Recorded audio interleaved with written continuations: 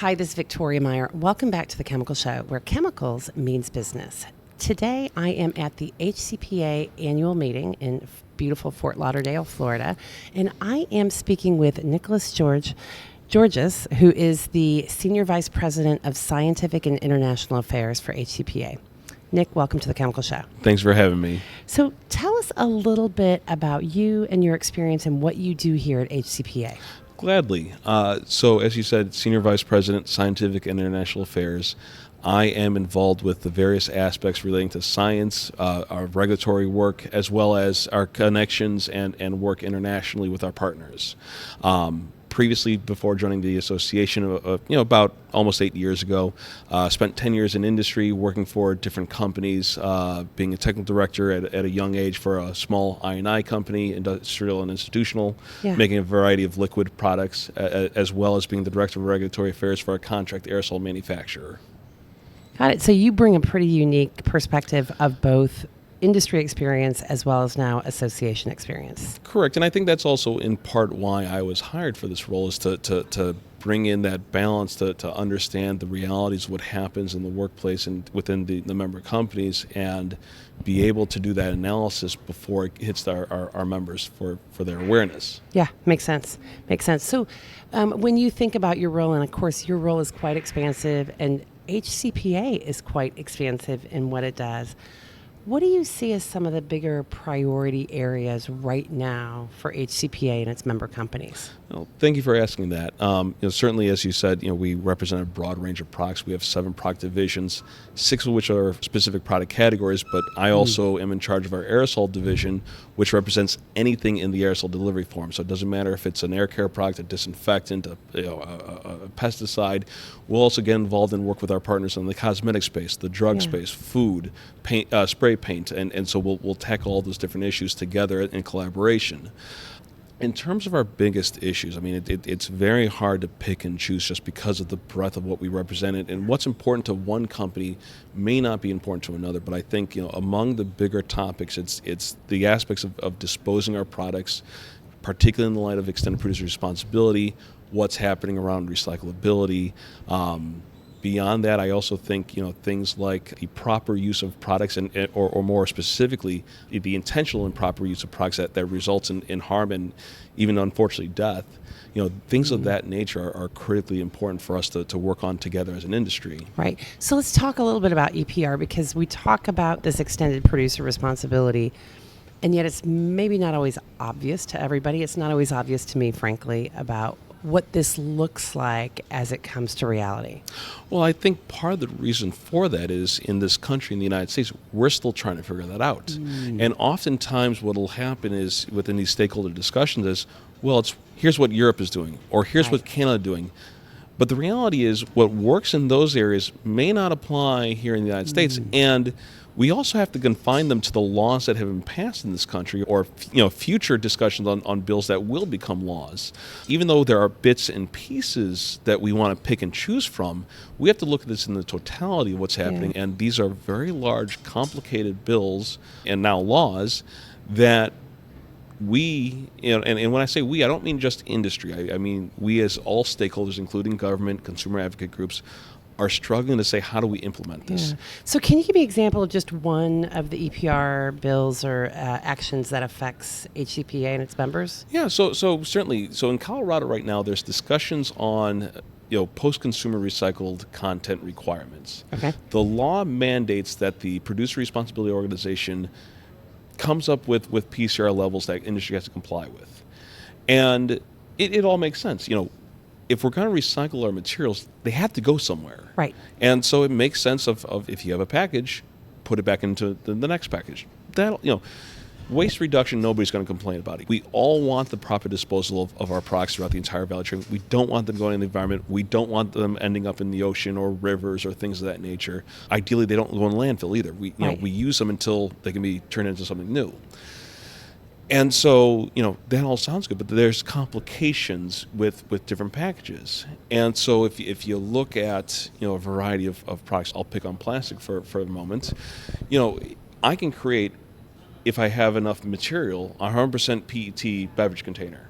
Right. That is very feasible. But then when I get to a plastic aerosol container, I'm restricted by federal regulations to not include any PCR. And so if you say, hey, here's going to be the target, we want all plastic bottles to have 25%, well, I've got an issue because now I have a conflict with the federal requirement that says I can't do that. And while we as an industry are working to develop the data to support a code change so that the federal government can relax that standard, until we're able to get that successfully through, and that takes multiple years to, from the stage of starting the initial work to, hey, it's now a final rule in the Federal Register here, that takes a long time to get through the system, whereas people want to go now on this critically important topic. Right.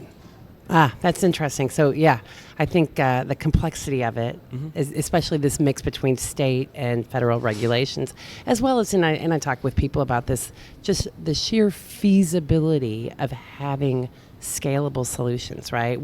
I think we sometimes forget that all of our products started out small, right? Small scale. And as the industry has grown, as consumer use has grown, they've grown large. But when we start talking about new sustainable circular PCR, what have you products, they're starting small again. Oh, yeah. So figuring out how to get to scale is a challenge. Oh, yeah. And it takes cooperation across the value chain. And that's where discussions on what is appropriate phase in, so we can build up that supply so that it's not just an immediate jump to, well, we know technically you can do 50%, so we're going to make it 50%. Yeah. Where am I going to get that material from? Yeah. So, great point. So the other thing you touched on is this misuse of products. And I know from the conversations I had with folks yesterday, certainly in the aerosol committee, that was a big topic of discussion. And I guess in my naive world, I didn't realize it was such a big issue, but just the sheer misuse of aerosol products as people are trying to get high, I guess. Yeah, often was, yeah. What's the role of HCPA in this, right? So, I mean, we go through all the efforts trying to produce products that are effective, safe, understand what the uses are, et cetera, complying to state and federal and local regulations. And then there's misuse. Oh, yeah. So how does HCPA come into that? So this is a topic we've been working on for decades. And we've had some successes, but we've also seen rises in the uptake of people abusing these types of products again, unfortunately. The aerosol industry back in the 90s came up with a voluntary standard to have enhanced labeling to warn users and the general public about the dangers of intentionally abusing these products. Right. When you want to concentrate a vapor and you're displacing the oxygen, that's going to have an effect on your system, whether it's your brain, your lungs, your other systems within your body. Right. That's just going to be the natural reaction that's going to take place there. And the displacement of oxygen, that's the euphoric high that you're getting there. Got it. Now, you're talking about products that are convenient and readily available for low cost. And that's what makes these, among other consumer products, very attractive to those that seek the behavior. Now, that warning, for the uneducated, that warning is to say, oh, don't do this. But the reality is the people that are seeking this behavior, and the reason why HCPA works with substance abuse experts is to recognize the warning isn't to deter the use. Because the people that are seeking that behavior, they already know that they can do this. They know what products to go to, and whether it's they can't get product A, they're just going to go to product B or product C, whatever they can get their hands on.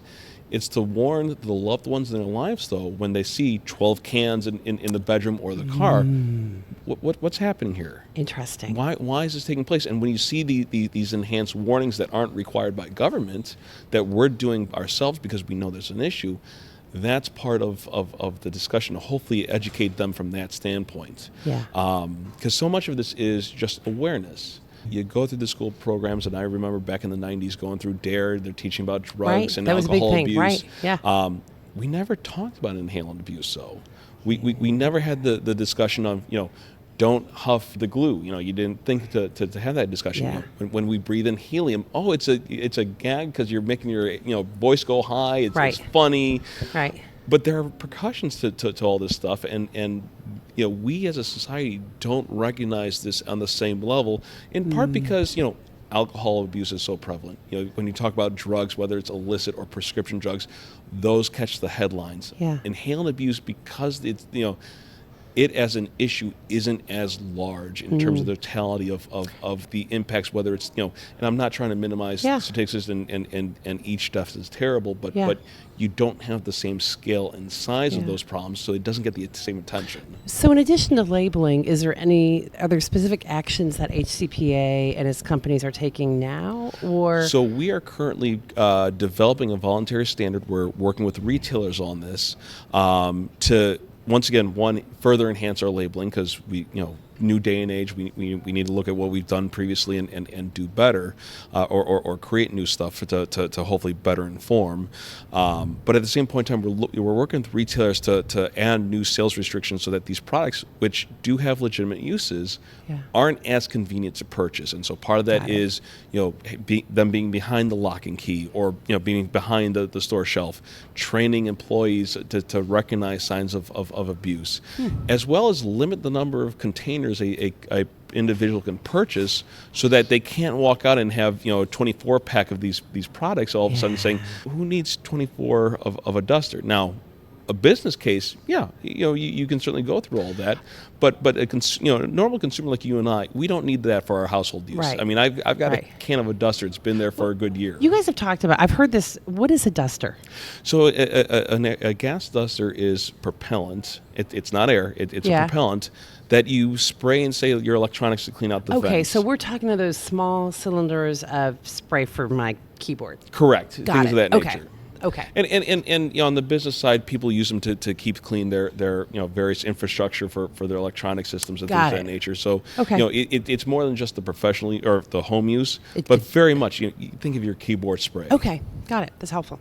So Nick, let's talk a little bit about leadership. You took on a leadership role in private companies at a young age, and now you've taken on quite a vast leadership role here at HCPA, where you're interfacing with not just HPACA employees, but also member companies and other stakeholders. What advice do you have for others as they are looking at those leadership roles and tackling them? Well, that's a great question. I mean, I think there's multiple aspects to that. One, every opportunity is a learning process. When you join a trade association, there's a wealth of knowledge in these networking events that you can lean on, glean from, talk to one another, because everybody's dealing with the same issues. When it comes to leadership, when it comes to management, there aren't unique issues in that space. Now, granted, there may be circumstances that are a bit different, but the general strategy of how you do these things is all the same. Yeah. At the same point in time, I think it's also important to come at this without any arrogance. I mean, yes, you are a leader. You have risen above, and whether you're managing people or you're just a thought leader, you have an expertise that people are leaning on. It's important, though, in my mind, ego's a good thing, but ego without arrogance is what you're looking for. Because once the arrogance sets in, then you're cutting yourself out from more learning opportunities to improve each and every day. Awesome. Well, Nick, thank you so much for joining us today. Thank you so much for your time.